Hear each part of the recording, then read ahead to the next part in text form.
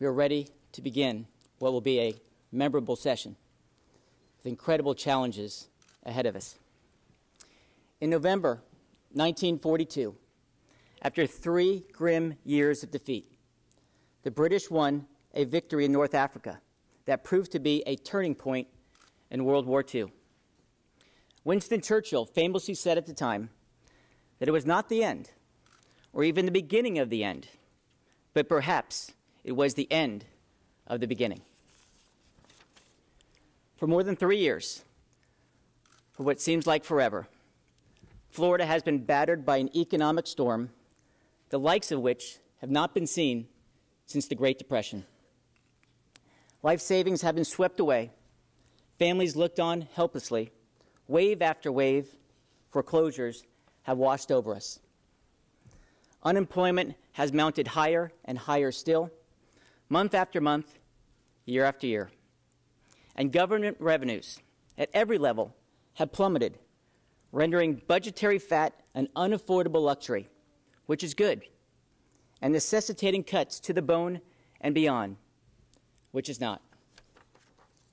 We are certainly not at the end of this recession, but I hope we can go Churchill one better. Perhaps we're at the beginning of the end. There are hard times yet to be endured, hard decisions to be made. Too many homes still teeter at the precipice of foreclosure. Too many people who want to work can't find work.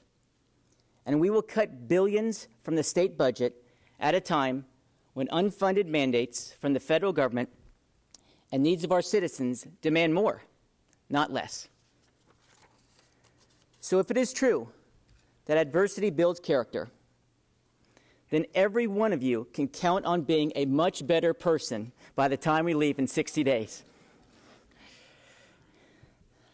I believe it is not too early for us to take stock, to reflect on the lessons of this recession and how it applies to state government, and to chart a new course for our future. I recognize that we are bit players in this international economic drama. In fact, it's doubtful that we alone can do much to impact the national economy in its vastness and complexity. But fortunately, we're not alone. We may rely upon the fact that our colleagues in Congress and our brethren in every state legislature share our goals of prosperity with justice and freedom with security. And we can be sure that farmers in Nebraska are not so different from construction workers here in Florida in ways that matter most. Edmund Burke wrote that the building blocks of any community, of every nation, are the little platoons, families, churches, charities, civic organizations. We are such a platoon in the big picture of things. But if we do our part and others do theirs, then together we'll have shared our goals as a people, as a state, and as a nation. But what is to be done? I say, let's shoot the sharks nearest the boat. Let's concentrate on what we can reasonably expect to accomplish today without dissipating our energy and losing our focus on futile pursuits of things that ought to be done someday.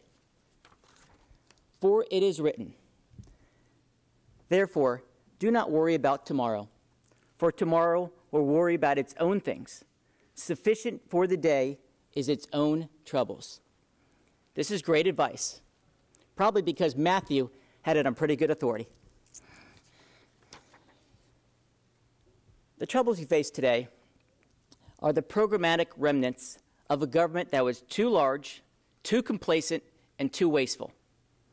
A government whose structural weaknesses were harshly exposed by the stress test that is this recession. We will have countless opportunities this year to address these troubles. But my personal priorities for this recession and this session can be summed up with 2 R's: reform and restraint. Now, I know what you're thinking.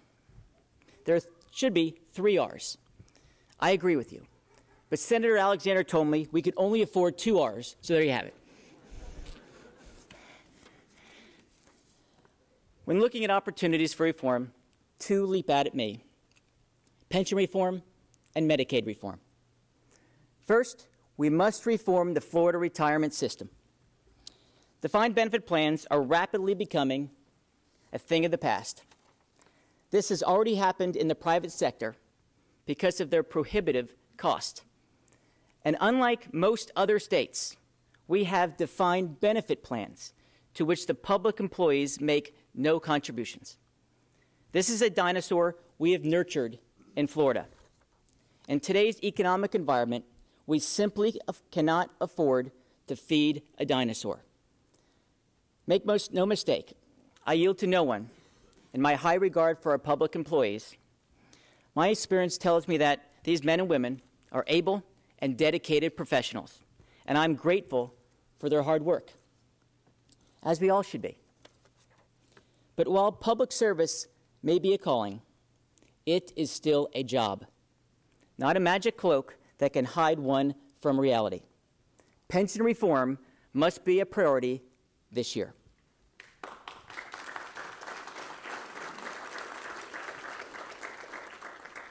Medicaid reform is essential. I applaud Speaker Cannon for his leadership on this issue.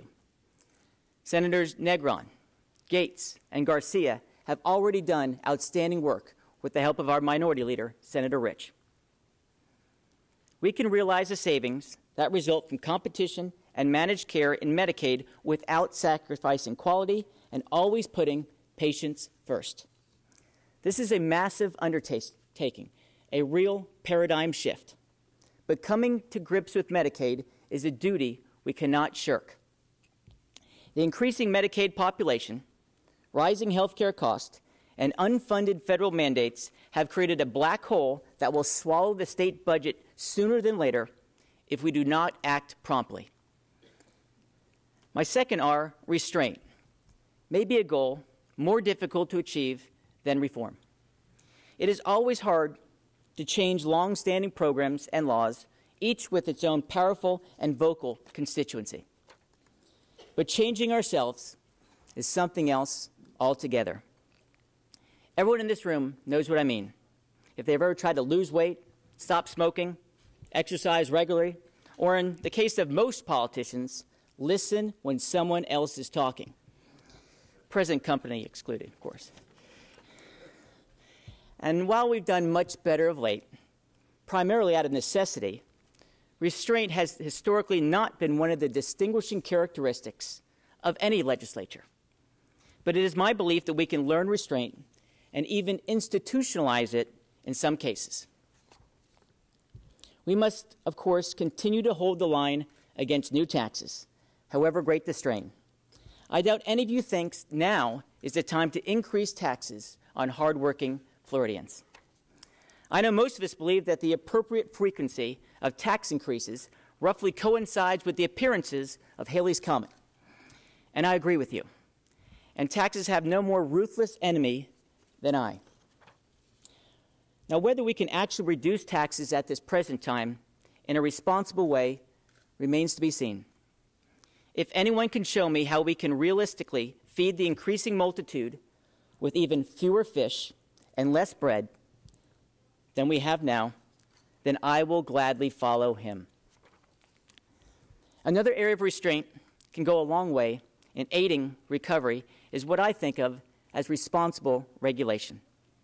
I compliment our governor, Governor Scott, for his bold initiatives in this area, and he can count on our support in vetting our regulations, past and future, with new standards based on real need and common sense.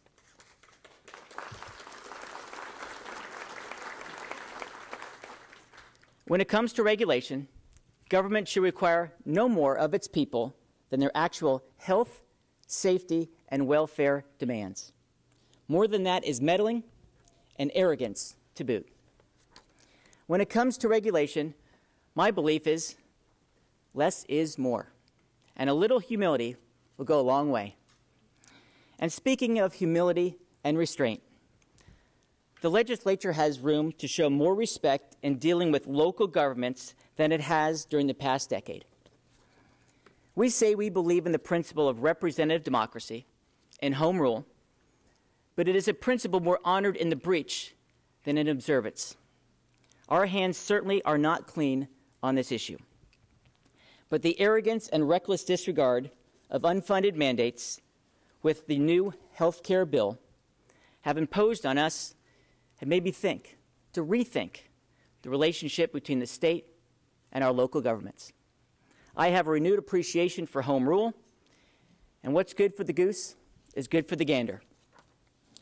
So let's not be rolling anything downhill to DeLand, DeBerry, and DeFuniak Springs this session.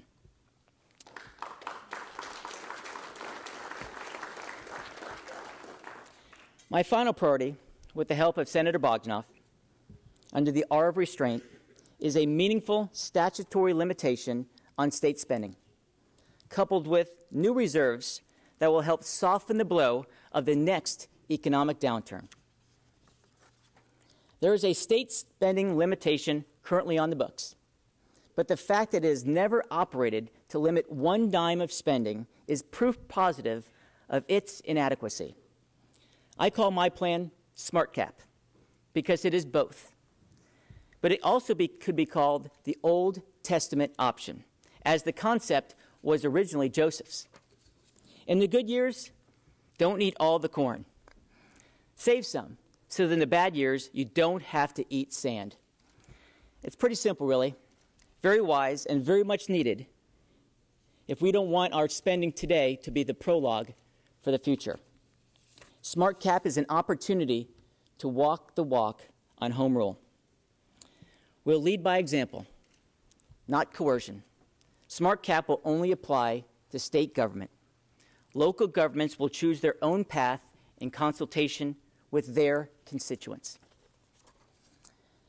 The agenda that I've outlined, the 2 R's, is an ambitious one. Getting good grades in the 2 R's will not be easy. But I know that we're up to it. Experience tells me that. For 3 years, we have labored mightily to meet the challenges of this recession. I am so proud of the job that we have done and our colleagues have done, now led by Dean Cannon, in cutting spending, holding down taxes, and preserving needed services under tremendous pressures. But as I said at the outset, we are only at the beginning of the end. There is much work to be done. So I welcome to the job all those who are now just getting to work. There cannot be too many willing hands turned to the task before us. So on this opening day, I close by saying to you this: once more into the breach, dear friends, once more. I thank you for the honor to serve as your president, and may God bless you, God bless your families, and may God bless the great state of Florida.